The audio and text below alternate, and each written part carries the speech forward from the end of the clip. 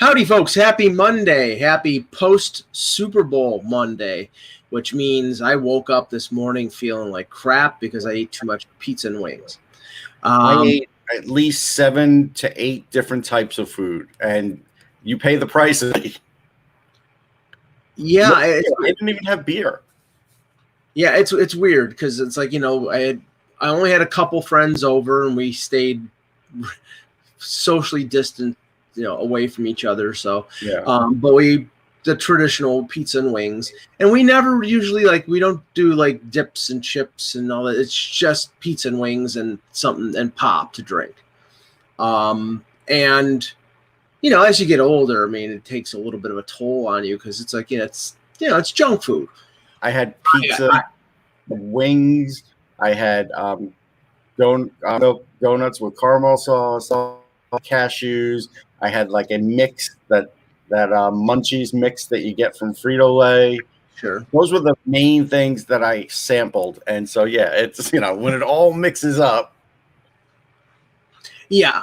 I saw somebody with a spread. They had like shrimp cocktail and chili and, just now if you're having like a dozen people over, and I know a lot of people didn't do that this week.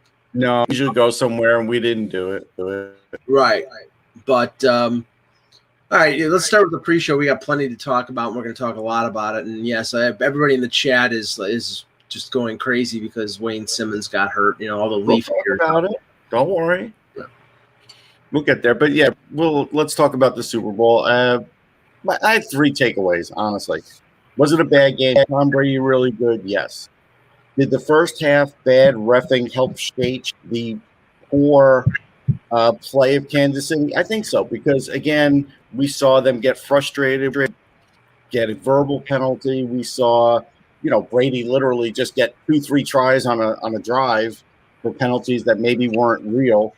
That didn't help Kansas City. In the end, they probably were going to lose anyhow, but they probably would have been a lot closer game had the refs sort of had such a big impact in the first half. But again, even in the second half, from the time that it looked like KC could score and maybe get back in the game, he was held in the end zone when he caught that ball that I don't even know how Mahomes threw vertically. And again, no calls. And this is like a championship fight. The NFL now definitely, if you're playing against odds are stacked against you. And if you're playing with Tom Brady, you're never going to win the MVP in a good game. Like, again, most people thought the defense would win the MVP, and they were like, no, Brady. And it's like, okay. So yeah, but this is the argument that there was there was not one specific guy on defense that had like 3 interceptions and this and that. You know what I'm saying? But you could say the defense. You could go out on a limb and do that. I don't remember them ever doing that. It doesn't mean they can't. But they never have.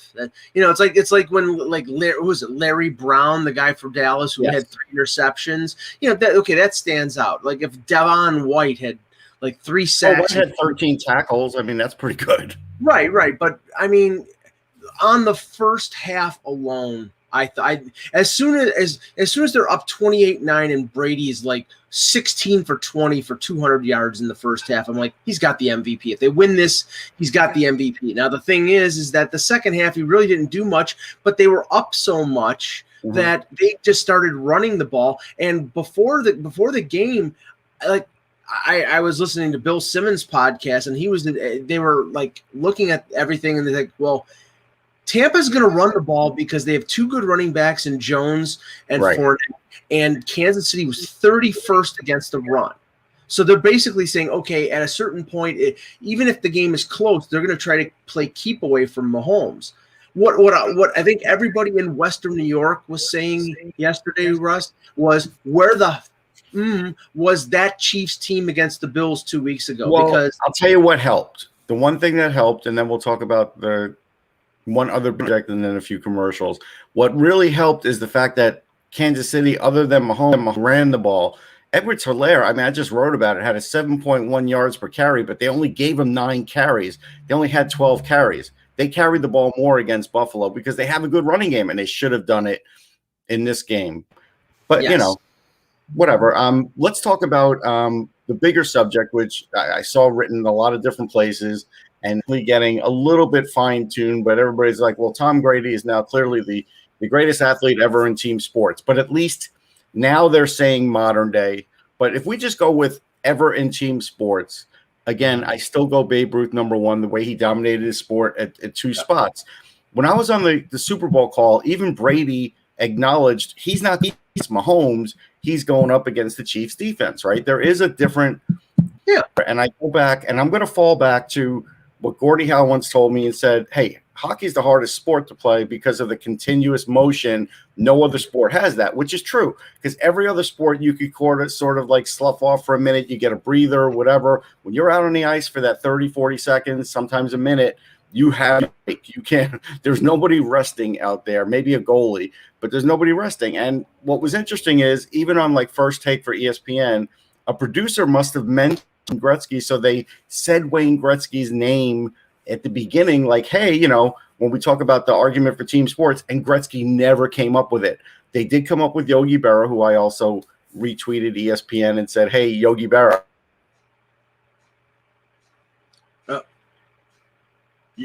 Russ, your mic cut out. It's still I still can't hear you. Okay. While he's getting a new mic, because he's muted now, let me see if I can unmute you.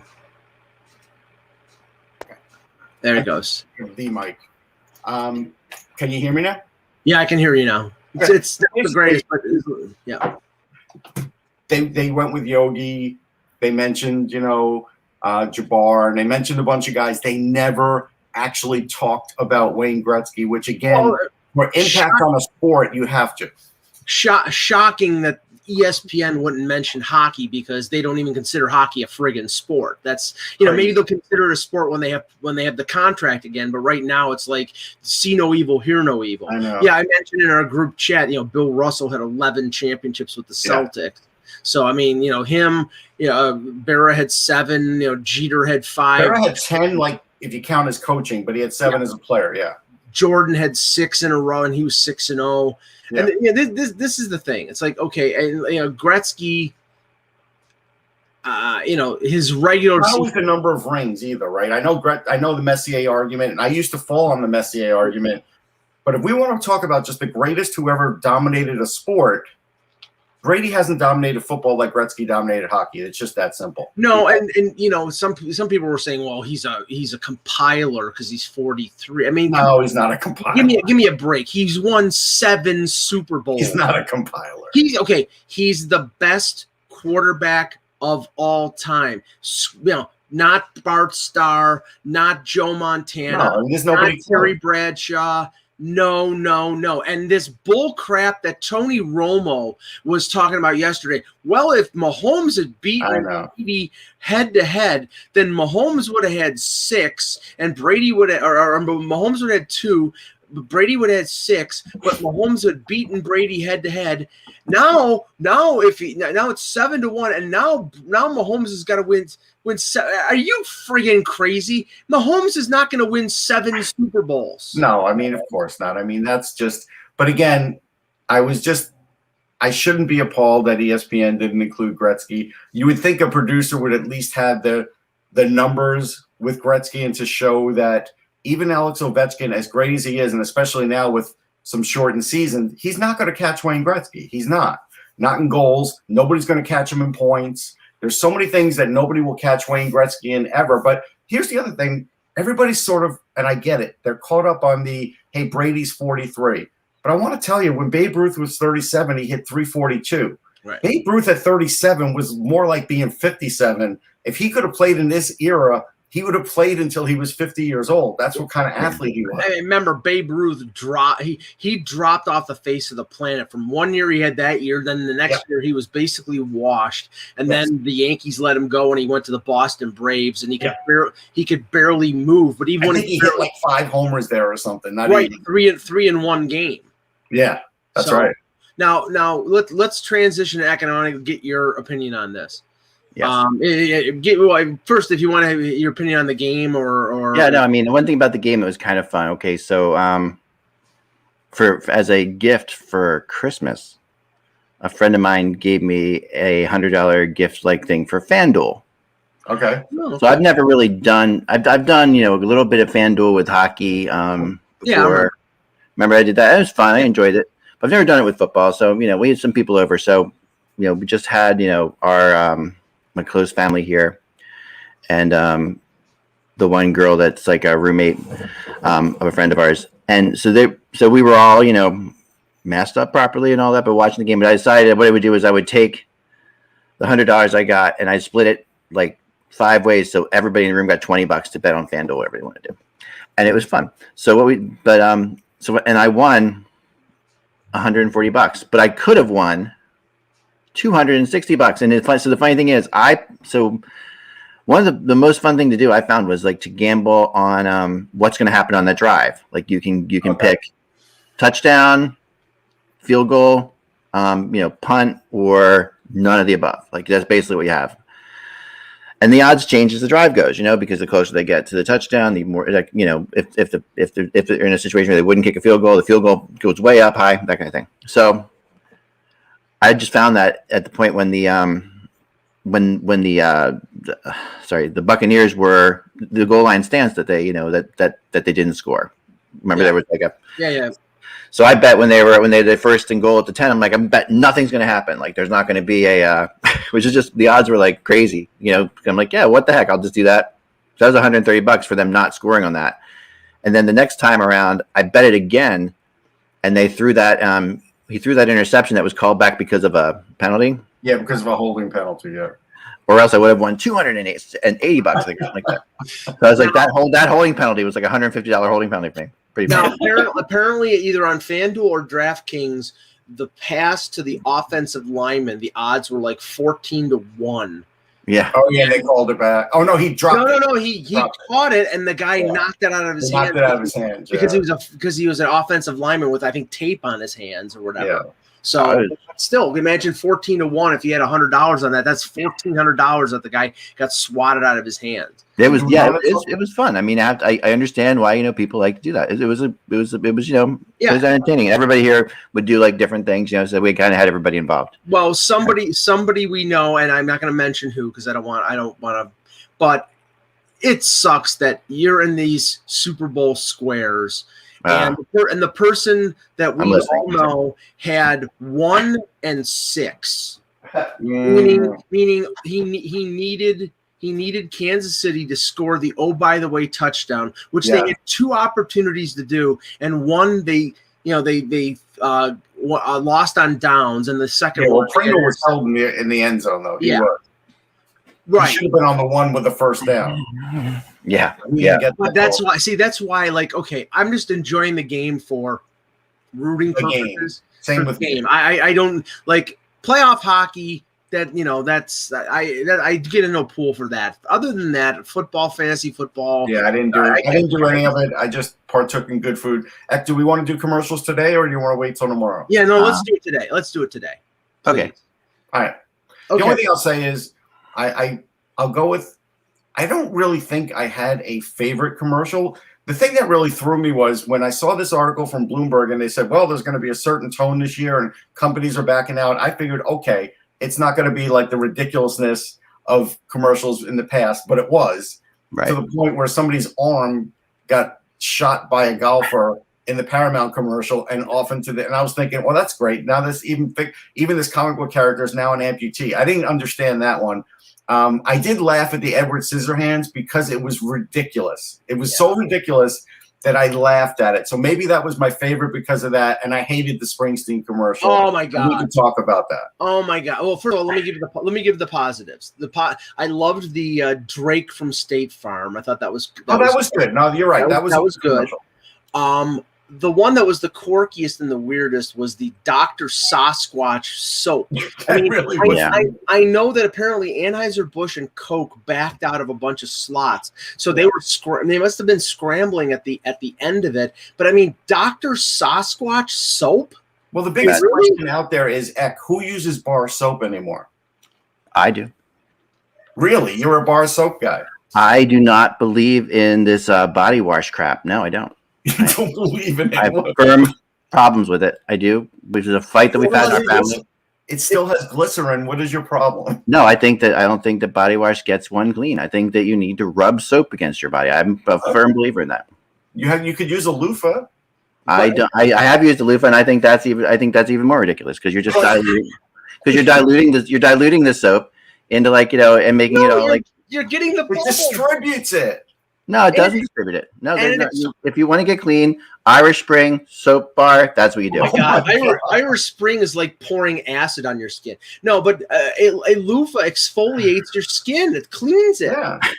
So no, I have a loofah, yes, and you might as well just kill an elephant in the yard and let it rot, and then you'll make a bar of Irish Spring. I mean, I've been dying to get to this. Okay, first of all, no, everybody on the chat room seems to be agreeing with me. I want to say the Dr. Squatch thing really upset me because as a big firm Bigfoot person, Bigfoot guy, as you know. And by the way, can I bring this up for a second?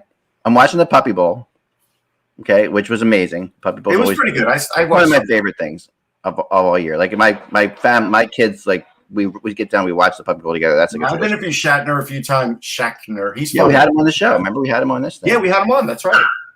So but during the Puppy Bowl, they announced. Did you see what they announced? No. That I didn't watch the whole thing. Tonight, there's a new episode of Finding Bigfoot. Oh yes, I did see that. I'm literally my favorite show on television. It's been off the air for a couple years now, and there's a new 2-hour episode tonight. I know, but I'm not interested. Finding Bigfoot. I'm Twitter friends with Renee, which is great. But I'll tell you what, Bobo looks like he lost 150 pounds. I just hope he's okay. He's okay. No, I listen to his podcast every week. No, the most disgusting commercial of the day was the Tide commercial with the Jason Alexander hoodie. That was funny. I like that one. I thought it was funny. It was disgusting. First of all, in a time of COVID where everybody's worried about disease and social distancing, the guy's got a hoodie that has got like a gum from the bottom of a desk, and he's wiping. I mean, it was gross. Plus, the one commercial for Cheetos has Ashton Kutcher and his wife been like starving themselves for like 3 months because they looked anorexic. That commercial went way too long. Yeah, but okay. The worst one for a number of reasons was the Bruce Springsteen commercial, and this is why. Since when is Bruce Springsteen from Kansas? I know. Since when is he a cowboy? Get a Nebraska album. From New Jersey! Act like it! My God! I mean, his cowboy hat. You know what my big problem was? The Kansas part, was weird. Got a lot of fans out there. I'm expecting the cowboy hat. I was even okay with the early messaging, like we should all be in the middle. I don't need political commercials, but if everybody's supposed to be in the middle, that's great. But you know what the problem is? When you're in the middle, when you drive up and see like a church with a giant cross and you make a big point of that, you're no longer in the middle because now every other religion that everybody else believes in is now secondary to that giant cross. And I don't understand why Bruce Springsteen did that. I feel like that was bad messaging and a big mistake on his part. I don't know. My wife, of course, she was like, she liked it, but she didn't love it. So that tells you that there was something wrong with it. She's a big fan. Because if she doesn't love it, there's probably something wrong with it. And we're sitting there and we're like, I mean, we just live in a world right now where no one wants to be preached to. And although everything he was saying, 100% agreement with, like I had no problem with any of it. And I think that, politically, yes, we need to find a middle ground and all that stuff. That's for sure. Both sides are to fault for that. But I think that, there's just something about it, and also it was a Jeep commercial. So I used to have, my favorite car I've ever owned was a Jeep Wrangler. I love Jeeps. If I get a car someday in the future, I just don't have them now because they're not really safe for your kids, drive kids around in. But if, when I don't have to drive kids around anymore, I'm going to have a Jeep again. Mike was in my Jeep. Mike and I got caught in the rain in my Jeep. Yeah. With no door and no top. Yep. I think Dave got it right. He said money, Russ, and that was the other appalling thing. Bruce Springsteen should run his own commercial. He doesn't need money. He's made a more than 10 lifetimes worth of money. Yeah. He doesn't need to make money from Jeep. Yeah, there's a good chance on that one. The commercial was, in favor of the reunited States of America, brought to you by Jeep, who's owned by Fiat. Yeah, right. Let's reunite United States of America, and Italy is telling us to do it. Yeah, I mean, I don't know. There were some things. There were some things. It was, I thought the George Costanza's hoodie was gross. really funny. I thought that was funny. I can suspend. I mean, we really suspend the fact that we're in a pandemic now with television, don't we? I mean, like, I don't need my sitcom characters wearing masks and stuff like that. I really don't need that. I like to escape, so I'm okay with like realizing. And a flat Matthew McConaughey who becomes. Oh, that was horrible. Oh. Yeah. Oh yeah, well that's Again, Matthew, you're making $10 million a movie. Why do you have to start, guys? It's way too late. Start the show. It's fine. All right, I promise no pre-show tomorrow. You heard it here, none. Right? It's 126. I like pre-show, but 126. I'm sorry, guys, out there. So what? I know there's not a whole lot to talk about. I get that, but we do have something that I want to start with here. All right, ready? Here we go. All right. Okay. Yep. All right. So here we go. Let's see. It's February 8th. Right away. See, you don't know it. All right. I was distracted. Hello, Hockey World. It's Monday, February 8th, 2021. I'm Michael Agello and STFU Bruce Springsteen. I'm Russ Cohen from Sportsology. And I'm Eklund. You're watching HockeyBuzzcast on HockeyBuzz.com. This is the podcast coming to you every Monday through Friday at this time to fill you in on the comings and goings in the hockey world. And I wanted to start today with something different because right now the world's longest hockey game is going on in Alberta. I don't know if you guys have heard about this or not, but it's every year they try this. Every year they set a Guinness record with this. It's really cool. Yes, I do know about it because I know Yoni who plays in the game. Oh yeah. Okay, yeah. So basically, reading from the website, in February, 40 caring and courageous hockey players will step their skates and challenge. This goes from February 4th to February 14th. Yeah. This game. They're playing outdoors in Alberta. It's minus 40 degrees. They sleep on the bench sometimes. They sleep on the bench. They take shifts. It's incredible. It's phenomenal. And if you go to world's longest game.ualberta.ca, you can. They do it for baseball too, Eric. They do it for baseball too. We donated today. It's really definitely worth. I'll show you the website here. You can check it out here. So they raise money for cancer. They've done it a bunch of years now. But it's really something that I think that needs more publicity out there because I haven't heard a lot about it. And to me, this is over there. But you're right. In Canada, it's probably not. It's big in Finland. Like everybody knows about it in Finland. It's big in Alberta for sure. But across all of Canada, I'm not sure. Yeah. So here's the site. World's Longest Game 2021. So far, they've raised $56,000. 541 donors. Here's our latest thing. A little thing we put on here for the donations like that. Nice. But definitely. I think that if you can go and I think $50 is the least donation you can make.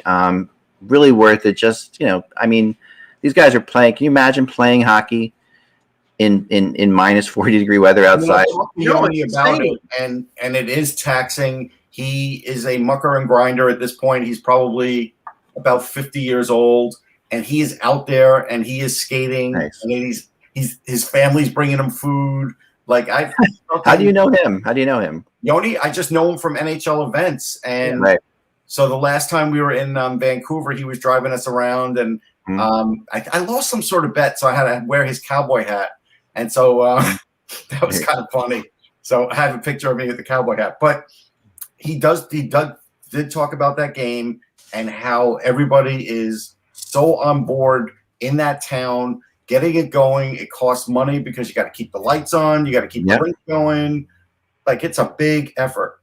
Yeah, no, his wife drives the Zamboni around and he does the whole thing. I mean, they have it really, it's really cool. It really looks amazing. I think that absolutely it's something that, and if we can get him on, maybe we can get him on the air next year, Russ, or something. And I get Yoni. I'll get him on for the baseball one because at some point I'd love to play in the baseball one. I think you and I should play in the hockey one, Russ. I'll play in it. I don't care.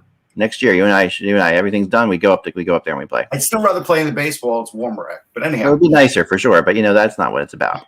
Yeah, for me, it is. All right, so I think we need to start today with the controversy du jour, which happened in the Columbus game last night. Can you show that because I forgot to look at it. Mike, would you fill us in?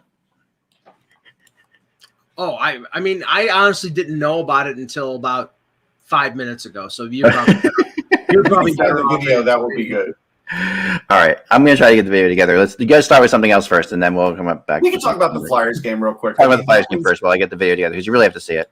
The Flyers-Washington game was crazy. I guess it's sort of emblematic of 2021, where if you get two teams that have good offenses, not much defenses, and just average goaltending, because right now Carter Hart is under average as far as what you call NHL goaltending for this season, you get the kind of game we got. It was like 80s hockey. And I got to tell you, the move that Ovechkin put on Myers, I haven't seen him do that in 4 years where he actually made a move like that and actually dished the puck. But I think Ovechkin got mad because somebody said in the pre-show, it was Patrick Sharp in the pre-show said, well, the best goal scorer in the game is Austin Matthews, and it's not close. And I remember looking at that and turned to the person next to me and said, I think Ovechkin would have something to say about that. And of course he scores 2 goals, and that's not taken away from Matthews. I think Mike even realizes, Ovechkin's going to still be in that conversation, but the game was wild. It was crazy. I will give AV credit. He kept Carter Hart in there when Vanacek got taken out. Maybe that was the difference in the game. Yeah. Laviolette's always going to pull his goalie. We know that. But that was a crazy game, Eck, but it wasn't one of those games where I think you could still point to for the Caps and say, see, this is why they're going to lose. I just think it was a crazy game. Yeah. I mean, I think the Caps goaltending is going to be an issue right now, and the Flyers goaltending. I think it wasn't bad. This was the first game he played. So we have to sort of I'm for sure. And, Samsonov will be back eventually. Vanacek's been better than everybody expected, but he's going to run out of steam too. Like, that's a typical thing. You're right about that. With a goalie like that. Vanacek last year was playing in Hershey. Right. So a goalie like that can have a run, but then eventually, people are going to figure out how to score on him because that's the way the NHL is. And then when they figure out, they look at enough video on you and they say, this is what you're going to do. They're going to do it 500 times until he fixes it. Right. So that's how it's going to be. And it's going to be tricky for him. I think that Carter Hart is a definite issue. I do. Although I will give Carter Hart a lot of credit in the fact that he bounces back really well from losses. And that's like the big thing, that was a win, but it didn't feel like a win goaltending. It didn't feel like a win to him, I'm sure either, and it didn't feel like when we watch now the Bruins, Flyers, and Capitals, the 3 best teams in the East play. And the Bruins have been by far the best of them. Well, did you see the quote, Eck, from the Bruins after the second Flyers loss? No. I don't know who it came from, but the quote that came out of the locker room there was, we can keep the game close, and we know how to beat teams, break them down, and beat them in the third period. And to be honest, they do. They really do. And that's what they've been known to do for years, actually. That is what they do. And that is why they are always so confusing when trying to predict them, because you look at them and they shouldn't be able to do this, but they do. They still find a way to do it, and they shouldn't be able to do it. But it's like, it is crazy.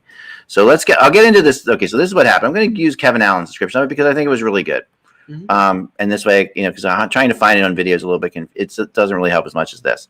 Okay, so here's what happened. This is Kevin Allen's description from the article. With 1:15 left in the second period, Vince Trocheck scored an apparent goal that gave Carolina a 4-3 lead. Columbus coach Troy Tortorella challenged the goal, believing the Blue Jackets were offsides on the play. The linesman denied the challenge, and the Blue Jackets were assessed a 2-minute minor delay of game penalty for their unsuccessful attempt at overturning it, which I think is ridiculous. But that's not the end of the game, but still ridiculous. So the Canes didn't score in the first 1:15 of the man advantage. The controversy started, but then the period ends. Okay, so the controversy starts between periods when it was announced that Trocheck's goal scoring play was indeed offsides. They had changed, they changed their mind.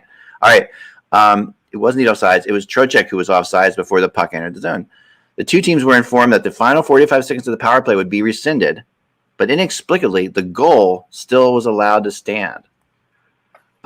Even though they said it was offsides? Right. So here's the NHL statement room. During the review, a miscommunication occurred between the video replay booth in Columbus, the linesman, and the situation room, and the play resumed before all replays could be reviewed to confirm the offside. The NHL statement read, "The challenge by Columbus should have resulted in a Carolina confirmation and in the goal being disallowed. Subsequently, Columbia was assessed a delay game penalty. After confirmation in the intermission that the play was offsides, the remaining 45 delay game penalty was removed back." Okay, so it's a mistake, a communication error, Kevin says. Those occur in every workplace. But Rule how can they not? 37.2 is What was that? Rule 37.2. Okay, but I'm going to go back to a couple of years ago, Eck, when when they said a couple of years ago, maybe 3-4 years ago, hey, we're going to have this running video. Yeah. And if there's something wrong, we could go back to it and say, hey, this is what happened, and correct it, and it won't be a problem. Why can't we do that now? I don't understand. It should have been a do-over. It wasn't like you were going back 25 minutes. It was a minute and 12 seconds left to go. It should have just started off the period with the power play saying, all right, look, we screwed this up. We're going to do the power play for the full amount of time. No power play. No power play, because that power play was only ended up because but I mean, I get that you should have just say disallowed the goal, right? But maybe that's not fair to both sides. So I think the fairer thing might be to say you get a do-over on the power play, and we'll see what happens. Was it a power play? It wasn't a power play goal, Russ. No good answer. So it wasn't a power play goal. The power play. Oh yes, was it? No, the power play results from Columbus not getting the challenge. All right. So that power play never should occur at all. Okay, so then they just have to I got confused. It's confusing. But I think the rule is that they're saying is that once the review took place and they allowed the goal to go, once the play started, you couldn't go back to the goal, which is stupid. It is dumb. I mean, this is like after a game, like a championship game, when we've seen like the NFL say, hey, you know what? We got that one wrong. You're right. And it's like, well, that's a lot of good that does you now. Yeah. To let this slip doesn't make sense. Doesn't make any sense at all. And in the NHL, Kevin's like trying to do it half right or whatever. It's just the goal needs to come off the board. And there would be criticism for that. But at the end of the day, it was a bad goal. So like that the criticism for that is not nearly as strong as the criticism for allowing them to have a bad goal. So now, was there another goal from the power play resulting from the challenge that? No. Imagine if there was that. Okay. They only played on 1:15 of the power play before the period ended. So I get it. But let's just say after that, after it got denied, that there was a goal in that power play. And so then there should have been one off the board, and now there should have been two off the board. Are you now telling me they would have left both of them up there? Okay, this has always been my issue, but go ahead. This is from Aaron Port's line. An off-ice official in training was responsible for the miscommunication that led to Carolina Hurricanes forward Vincent Trocheck's goal, incorrectly counting in the 6-5 win over Columbus. This is a quote from Colin Campbell. The video technician is just supposed to coordinate this upstairs at press level, Colin Campbell said. They're not supposed to get involved. They were just supposed to set up things. We do the communicating with the officials. We sent the first video clip to the linesman to review. We're looking at them too in Toronto, and we hear a voice on the line say, he's onside. That's a good goal. He said it twice. The two linesmen heard that, took off their headsets, stepped away so they could make the call. And apparently that was the trainee. Okay, hold on. So I've trained a lot of people in my retail days and otherwise, right? And you would have a guy who, let's say he's ringing up 4 shirts, and he rings up one accidentally for like $9.99 when it's supposed to be $50. You look at it and you say, hold on, Mr. Customer. He's in training here. He made a mistake. It's still $50. You know it. I know it. Yeah. Why are they letting a trainee actually talk while this is going on? Yeah, like why are they're selling the trainee under the bus? How do we know it's a trainee? Like how are we even aware that doesn't matter? None of that matters. It's like if a trainee made a mistake, fine. But the idea is I don't like the answer. I don't. No.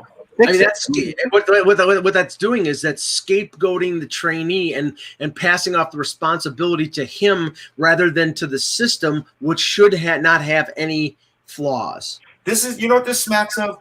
When the WWE thought they had a championship and Earl Hebner counted it, and then there was another Earl Hebner, and it turned out to be his twin brother who was the referee. Like, it's just like they were just. Yeah. I'm making light of it because it's so ridiculous that they're using this as an explanation. Yeah, it's absolutely ridiculous. I don't know. I think that it's insane that it happened at all. I mean, everything is so important with points right now for these teams. It's just like it's just crazy that it I occurs. Ask another dumb question. I'm just gonna when they're getting the voice in their headphones, shouldn't the person speaking identify themselves? Yeah, I guess. I mean, well, you would think that they would. You would think that the linesman realize that they're talking to Toronto and to the official that's right watching the thing about Toronto is it's just Toronto, right? We don't know who those people are. That's always a good thing. I think that's like it's like an anonymous. Okay, if they think they're talking to Toronto and they're talking to the trainee, shouldn't there be a way to differentiate that? You know, like, hey, you're talking to Joey over. Like, I mean, come on. It's like it would be good. It would make sense. I mean, what are we trying to hide here? Like, what? Like, are we like? It like feels like we're trying to like yeah, the communication is not clear. I think they're passing the buck. I think they're. But it almost implies that they're doing something wrong when they really aren't. They just made a mistake. I mean, it's like that happens, and it's okay. But it's we live in an internet world where mistakes occur and people correct. But it's a mistake act that basically shouldn't happen because that's what the whole review system is for, is to eliminate mistakes. So they've created a mistake out of a mistake. Yeah, but here, I mean, we all know that this can happen. I mean, this can happen, right? Like, you can make mistakes, and it's amazing that it has never happened before. But the idea is, and it might not happen again, but the reality of it is, fix it. Don't set a precedent that we don't fix it. Like, that's why would we do that? Why would we set a precedent that we don't fix it? Can I ask? I mean, again, can we send the trainee to an AHL game? Why the hell is he doing an NHL game? Yeah, right. That's true too. Same game, same rules. Why the hell is he affecting a 56-game season in the NHL? And isn't there more than one person who determines this kind of thing? It's just like, hey, you take this one, John. You know, like, that's not what it is, right? I mean, there aren't that many reviews. Shouldn't it be like a group of people? Like, you know, I remember seeing a video of how it's basically like a dozen people in a center in Toronto with Mike Murphy, who works for the NHL, or other officials, and they're monitoring every game.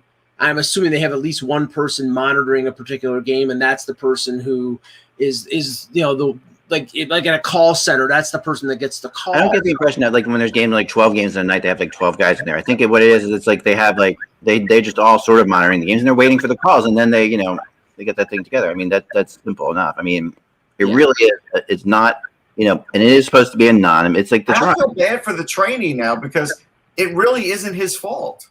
Maybe the trainee was a Carolina Hurricanes fan.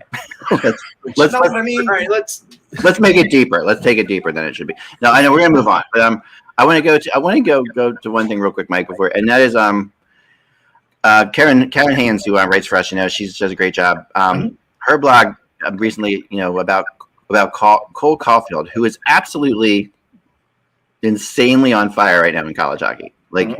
He's so, and it's in. I mean, with you have the 8-2 Canadians, 8-2-2 Canadians or whatever. Life is good for them, and then you have Cole Caulfield. He's on a 12-game point streak right now. Mm-hmm.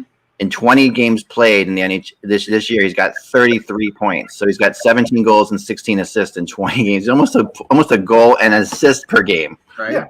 At this point, just killing it for Wisconsin. I mean, just like really. Yeah. I mean, we knew that would happen at some point. That's beyond, I think, where a lot of people thought he was. I mean, we're not getting Paul Korea type numbers here now. This is like getting. Russ has been saying that Cole Caulfield's been good for 2 years. Yeah. Oh yeah, no, we've all said he's good, but this is like no, really good. Like not just again. He was on a bad team last year. He started off really hot. Like he had like 10 goals early, and then everything sort of slowed down when the goaltending got bad. When other things got bad last year.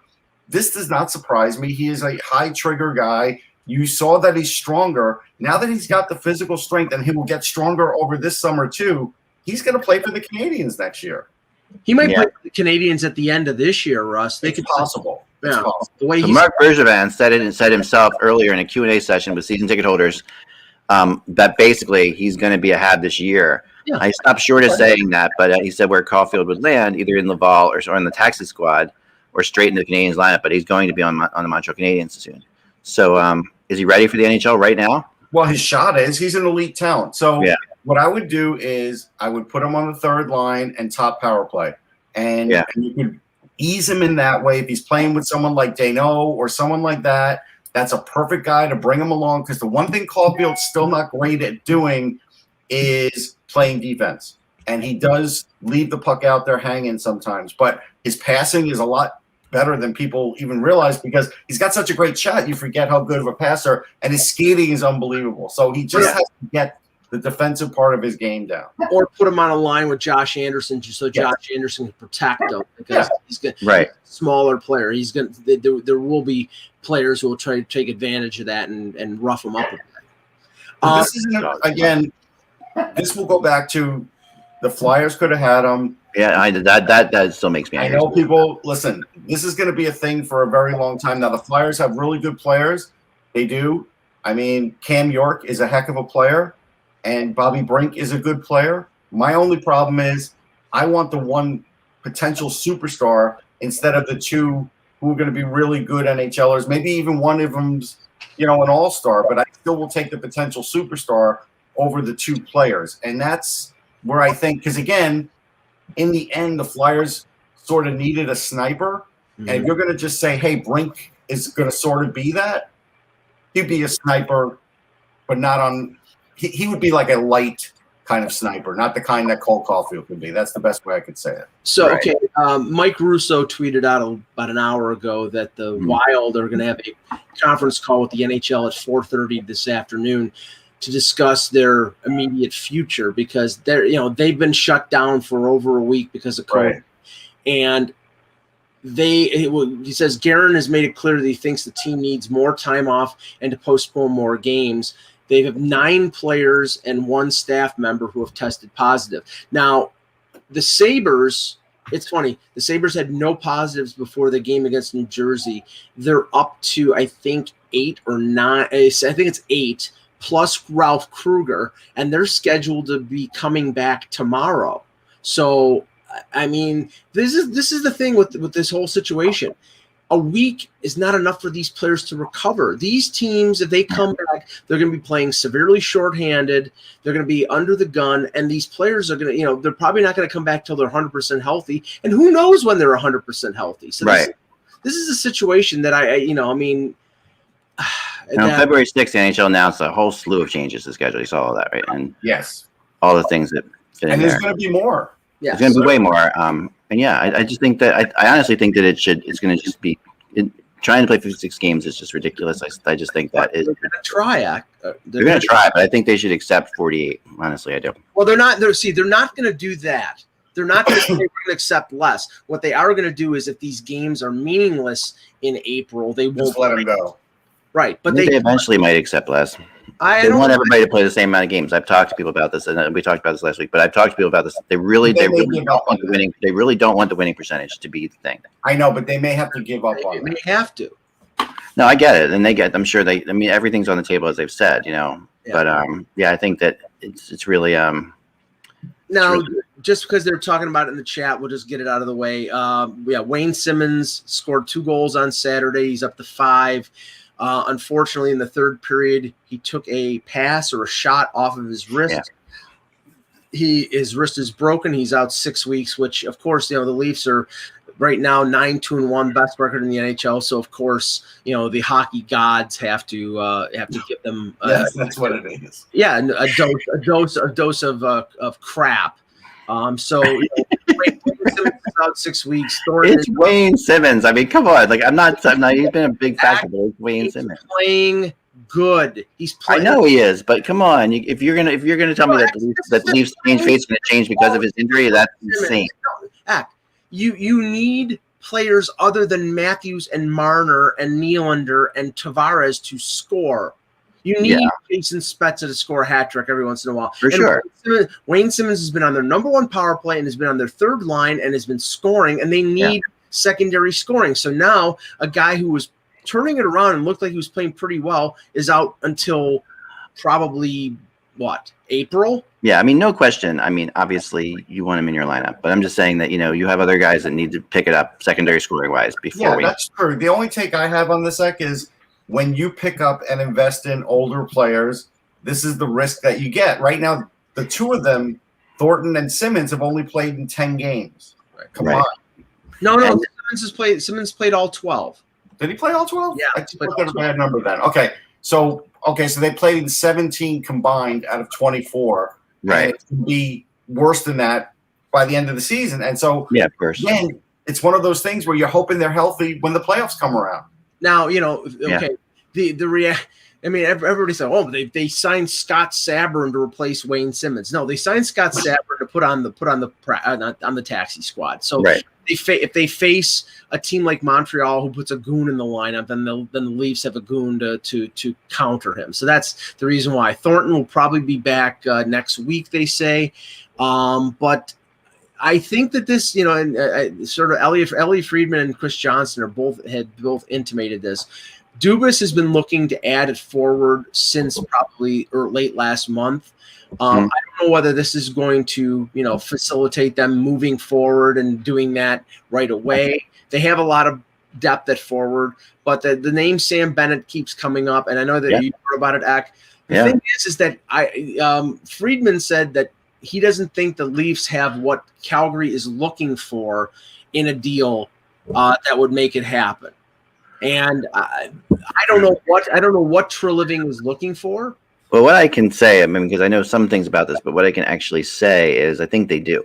Now the question is, and it's a little surprised. Like this trade will surprise some people, but I think it's actually, if what I heard is true, I think it's actually a good deal for Toronto.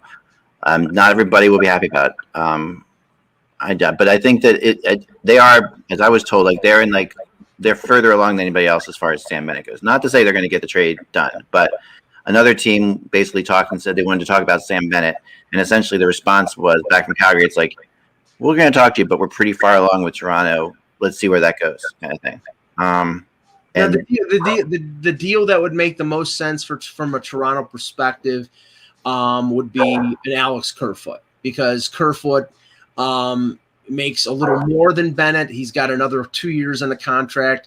He didn't have a good year last year. He's sort of struggled this year, but I still think that Kerfoot is a good third line center. Just he had a bad year. Mike, have you warmed up to the possibility that they're going to trade him? Because all summer you were like, you can't trade. No, I don't think they should trade him, Russ. I think he's a good player. I think he's a good third line center. He's good, but if you could get Sam Bennett and actually unlock some of his future potential, it's going to far exceed what Alex Kerfoot has given you as a player. Right, but the question this feels like a trap. This is like a couple things. It's a risk. This is not the drone you're looking for kind of trap. This to me is like a trap in terms of that Toronto has been down this road. It's like with Kerfoot, you have something that, yes, he is not spectacular, but he does do what he does really well. But Eck, they do need a little bit more, and Bennett does play physical as well, same as Kerfoot. Kerfoot's always going to be a better face-off guy. That's fine. Right, and better defensively. It's right now he's better defensively, and maybe he will be. Which is hugely important on that team. Like the forwards don't play defense on that team. And it is, but it's not like Bennett doesn't play defense. I don't want to say he's. But I mean, Dubas and Keefe definitely know Bennett, because Dubas was a GM in the OHL when Bennett was in the OHL. Dubas was GM of the Sioux when Bennett was at Kingston, so he knows Bennett. And he probably would put Bennett on the wing, like Randy's saying, and I get that. Right, but the thing is, then, if the Leafs made that trade, if that was the structure of that trade, then you're moving Jason Spezza, a 37-year-old Jason Spezza. He's doing well. I can move him up. That's fine. Yeah, I mean, or Pierre Engvall to the third. I mean, Spezza's a young 30. Spezza's a young 36. He's a young 37. Let's face facts here. 37. Yeah. Mike Babcock botched the whole Jason Spezza thing. We knew he was better than that. Yeah. Now that we see Jason Spezza playing again and happy where he is, we're seeing a really good player. He got screwed up. He got screwed up in Ottawa for many years too. So I mean, it's like really. I mean, there were years when they barely played him in Ottawa too. So he's had like lots of time. But do I think he could pull that off? I do think Jason Spezza could pull that off. Yeah, I think he could. I mean, this is the thing though. I feels incredibly risky. Like, what do you can't make you cannot say if in Calgary you just can't sit there and say that we need more scoring. That just doesn't make any sense to me. Like, you've got so much money being spent on scoring. You can't. Toronto can't sit there and say. Sorry. Well, okay. Toronto can't sit there and say we need more scoring. Like, the only problem is that while Johnny Gaudreau is back to what he would be, and I thought he would be, they're still going to trade him. He's not going to extend there, so they do have to fortify their lineup even before they trade him, because they don't know what the trade market's going to be for Gaudreau, but they're going to have to trade him. He's just increasing his value. Was what I get that, and I do agree. I think he will be traded, but I think that Bennett has not been able to make it in Calgary. Why do we? Don't say he hasn't been able to make it. He's still a guy that gets double-digit goals. It's not. He is just not a 20-goal guy. But he's sitting on the bench. I mean, what are we doing?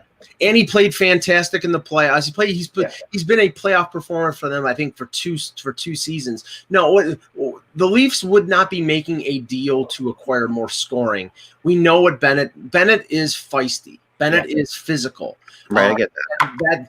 That's what the Leafs are missing right now. I mean, right now their third line has one guy who had 2 goals, 5-on-5, but not on the third line. One guy who's got no goals in 12 games, and another guy who has 1 goal in 12 games. So they're getting no offense out of their third line, but they're getting more offense out of their fourth line than normal third lines do. So it sort of counterbalances. Eventually, Matthews and Marner and Nylander and Tavares are going to have off games, and they're going to need depth scoring to win. They're getting almost no offense out of their defense, and they're getting literally nothing out of their third line. And to back up Mike's point about Bennett being good in the playoffs, he has 19 points in 30 playoff games. Michael Backlund has 14 points in 30 playoff games, and he's not getting benched.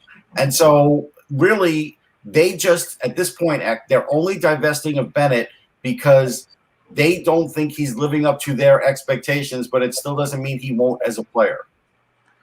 Right. Okay. I mean, but I think that the pressure in Toronto is way greater than the pressure in Calgary. I'm not saying Calgary's not pressure, but there's more pressure in Toronto. But Toronto is playing well, so they're really under no pressure right now. And the thing, and I heard something today, and I think it was Darren Drager that mentioned this. And I hate this mentality when it comes to NHL managers. He basically said that there are teams out there that won't trade with Toronto because they don't want to get burned by them being on Hockey Night in Canada and that player doing well in Toronto and them having egg on their face. And he said, don't believe that. No. He said this was the case with Kevin Lowe in Edmonton when Brian Burke tried to trade for Chris Pronger when Chris Pronger was in Edmonton, and Kevin Lowe would not trade him to Toronto because he did not want to see Toronto succeed with Pronger and have them on Hockey Night in Canada every night with Pronger. Kevin Lowe would care about. I mean, I find that really hard to believe. I mean, it's hard to refute it if they said it. I mean, I'm not going to try and refute it. Well, let's talk about it. They also said that. I'll tell you what I would refute. Plenty of teams out there that wanted Tony DeAngelo too. They said that too. But the reality is, I mean, I don't. Maybe that's one example. Okay, Chris Pronger is Chris Pronger. He's like a superstar player, and yet maybe you don't want him to go to Toronto just because you don't want to look stupid on Hockey Night in Canada. I guess. I mean, that's giving Hockey Night in Canada a lot of credit, and I get it. It's a big deal, but that's like an NFL player not being traded because Don Cherry looked stupid on Hockey Night in Canada, and that didn't stop. That's we won't trade an NFL player because we don't look bad on Monday Night Football. Right. No, I don't think that's. No, but it's different in hockey. I could see this being a thing because that mentality I do think exists in hockey. But I'm going to say one thing though, like Randy brought up in the chat room, you can't blame Ward now again on what's going wrong with Calgary. This is 2 coaches, 2 completely different coaches. And if you're going to blame every coach that comes in as to why Calgary isn't doing what everybody thinks Calgary should do, at some point you have to look at Brad Treliving, the players he's putting on the ice. It can't always be the coach. It's called Doug Gilmour syndrome act. That's what it is. Okay, Doug Risebrough, whose career was ruined by that trade. Yeah, they might be ruined by that trade, but it has nothing to do with It wasn't ruined. The Rangers hired Risebrough, and I think he might still whatever. I mean, it has nothing to do with him being embarrassed for Hockey Night in Canada. I mean, you can sit there and say it's a bad trade. What they're saying, Ak, is they're saying, okay, the Leafs are on Hockey Night in Canada every Saturday at 7:00. You trade them a good player, and that good player turns that team around. You're to blame. That's what it means. Right, I guess. I mean, listen. The reality is, some players. That's the dynamic in Canada. I mean, and I understand how Hockey Night in Canada is my favorite show on the planet, guys. I'm not sitting there saying I don't. I love the way they produce. I love the way that I'll watch it every Saturday. If there's a game I'm not interested in it, I'm going to Hockey Night in Canada every time. I think what they do is incredible. But I'm not saying anything about that. I'm just saying I think that reporters need to remember that that's just it's a television show, and like these hockey GMs are more like, you know, yes, it's a bad trade. It's a bad trade. That's for sure. But I think that, you know, that's, I don't know. Well, what I'm saying being is, embarrassed on hockey. We can see an example of this in Vancouver right now. They're walking with torches in Vancouver with Jim Benning and Travis Green because of the way this team is playing right now. Right. Pressure on them is they want heads to roll. They're probably not going to do anything because everything I've heard, Russ, is that they're not going to fire either one of them because budgetarily they don't want to go out and have to hire another coach, especially in a year where they're losing money hand over fist. So they're going to keep Green the rest of the year. They're going to keep maybe. I mean, they still might look at it at, you know, the 20 game mark and say, do we want to make the playoffs or not? I mean, I think you may be right, Mike, but I can't say it's definitive. Yeah, I think the big thing there, their defense and their goaltending are just letting them down. You know, so the reality is, you know, they lost a great goalie to Calgary, and we knew that at the time, right? It's going to take a problem. And so, if Jim Benning hasn't fielded the right team, which he hasn't, and you have a coach who isn't pushing him the right way as last year, are you going to trust that GM to make the trade? Are you going to trust the GM to make that trade at the trading deadline to help that coach who isn't pushing the team the right way anyhow to actually try and make the playoffs? Like, you're almost going to have to give up the season because of finances, Mike. Like, these guys are millionaires. I don't think they're good. They've trusted Benning at times when they way worse than this, when they shouldn't have trusted them at all. So I mean, to me, like the Benning, he seems to have some kind of magic there because there have been things. Extension. I know there are times when we sat there at a trade deadline, and like, what the hell is Benning doing? You know, like, or not doing. We've had this discussion. And we've seen him go on and do his press conference afterwards and just say like the most ridiculous things. I just think that, you know, I mean, he does a half decent job at times, but he, you know, definitely he's been through worse than this. There is a school of thought that the bigger mistake was.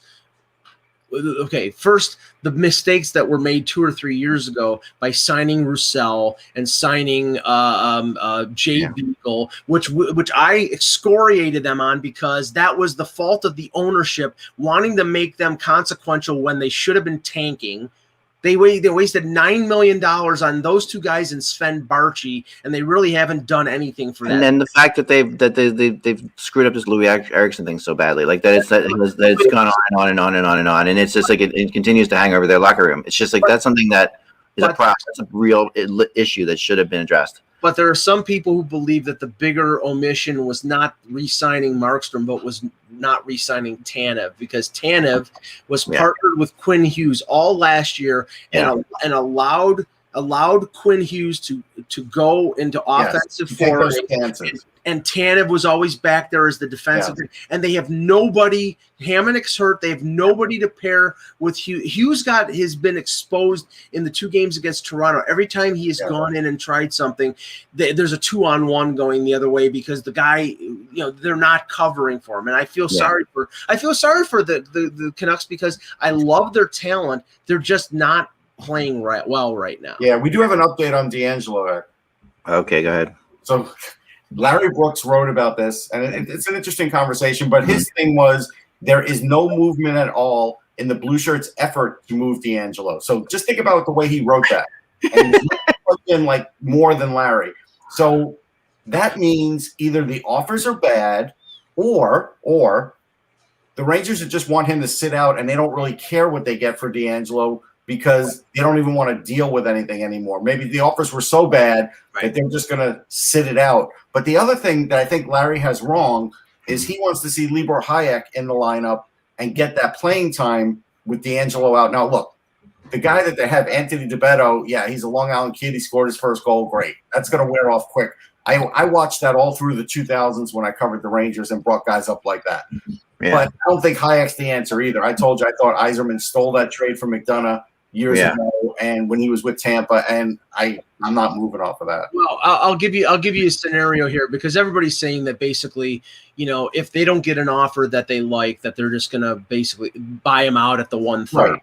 Well, this is what they might do, Russ.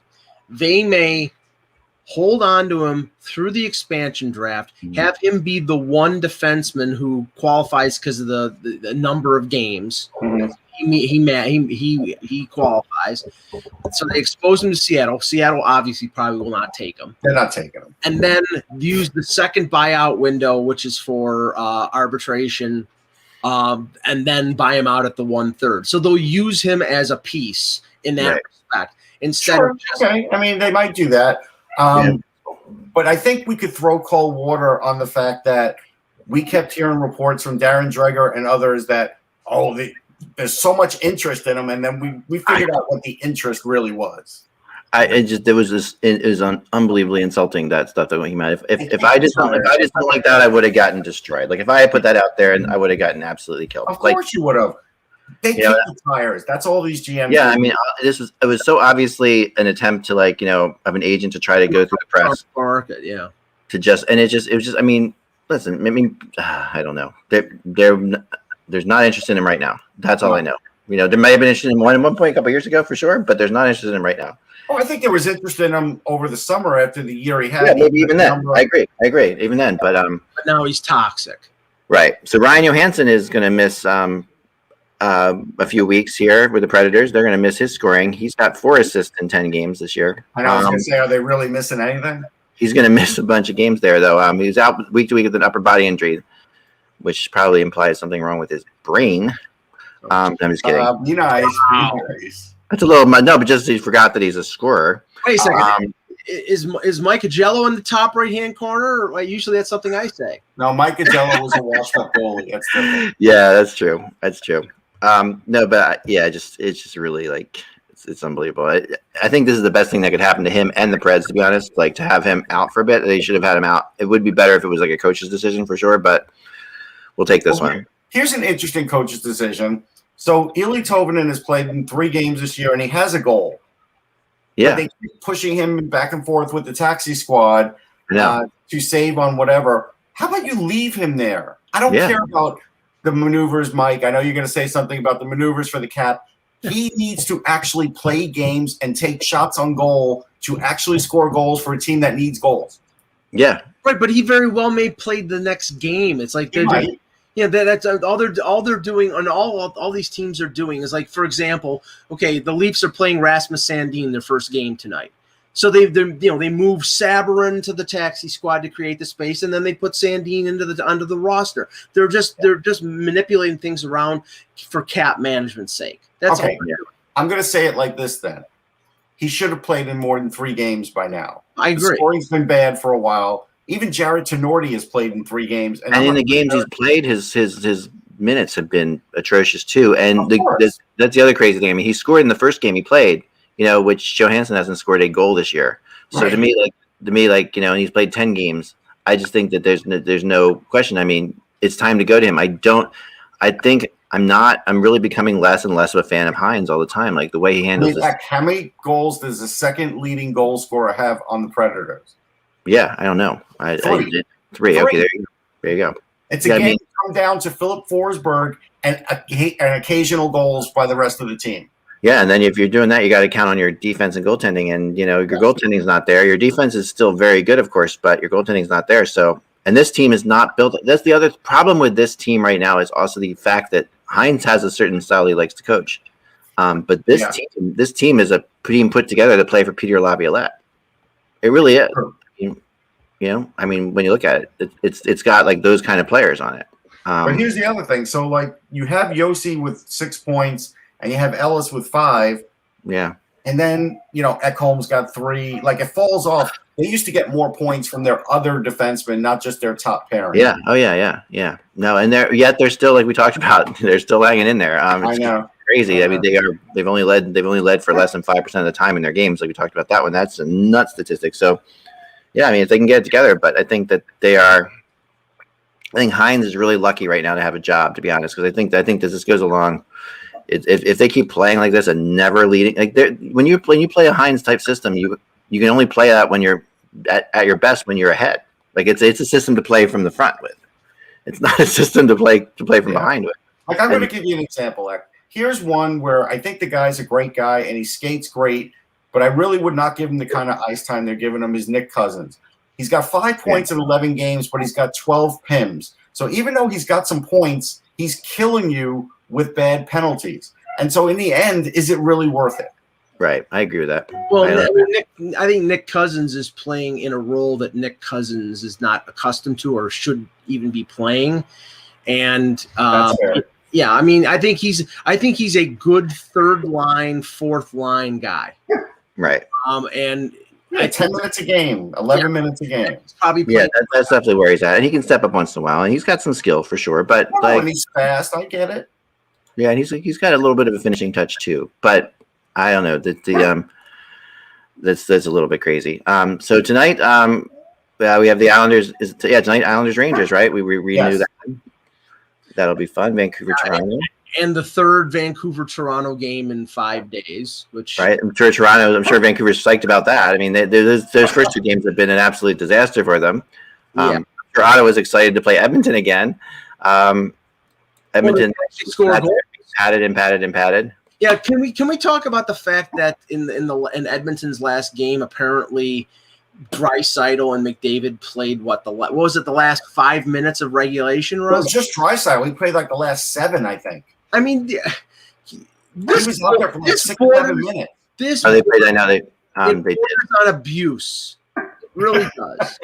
It does. There should be an. There were a lot of breaks. To be fair, I mean, there were a lot of breaks. There was a timeout, a TV timeout. It's How about having a complete roster? That would be better. Well, I mean, sure, Mike, but Mike Smith's playing. What are you talking about? Mike Smith is back.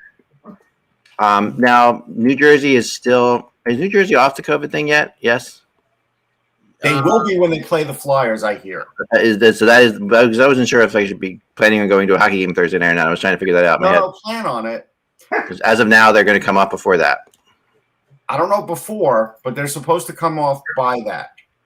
And the Flyers hopefully will not be on it by then. We'll see what happens. Well, the Flyers are practicing today as we speak. Well, actually earlier. And so we haven't heard any update. Heck, I do want to go over your choice for Norris this year. Right now, in the early going, Varlamov has played 7 games and he's playing tonight, and Sorokin has played 3. Calder. Vezina. Well, no, I think he said not Calder.